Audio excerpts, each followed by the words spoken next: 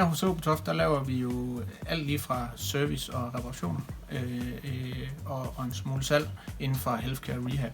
Så det betyder jo, at det er alt lige fra kørestole, elkørestole til loftlifte, tillægsprodukter, som man kan styre, omverdenskontrol og lignende. Det er en ny mulighed, vi får i huset. Jamen der, hvor jeg ser, at printeren den kommer til sin egentlige magt, det er, når man skal kigge på produktion af små enheder, som normalvis vil koste rigtig, rigtig store ressourcer, fordi man skulle lave et større antal af dem og lignende, for at man sådan budgetmæssigt kunne få det til at passe sammen. Det er sådan, at på en elkørestol eller lignende produkter, så har man en form for interface, altså en enhed, hvor man styrer stolen. I det her tilfælde, der er det et joystick-modul. De findes i forskellige afarter, afhængig af producenterne.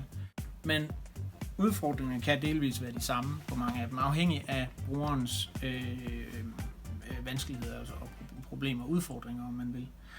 Det kan være alt lige fra at styre joysticket på grund af den fjederstyrke, der er i joysticket.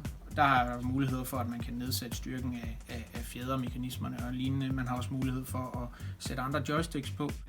De næste udfordringer, der så kan komme, det er i form af knapperne, der er på joysticket. Der kan være problemer med tryk, der kan være problemer med måske, at nogle funktioner ikke må kunne bruges. Det kan være tænd-sluk-knappen eller lignende. Og der har man så mulighed for at lave et overlay, en form for enhed, et gitter, der bliver lagt hen over selve kontaktfunktionerne, så man kan skærme de dele af, man ikke har behov for at bruge.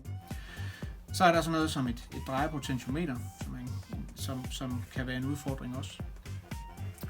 Det skal jo have en vis friktion i overfladen, for at du kan bruge det. Dernæst skal du have en vis styrke for at kan holde ved det, og for derefter kan lave drejebevægelsen med fingrene.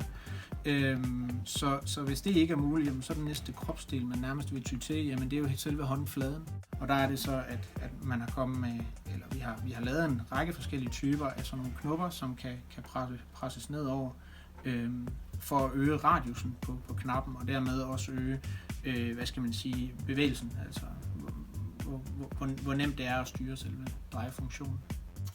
Jeg ser et stort potentiale i selve nicheproduktionen, at vi kan lave nogle små enheder, som er helt specificeret til den deciderede bruger. Så til det, vi bruger til, der er det faktisk et rigtig godt medie.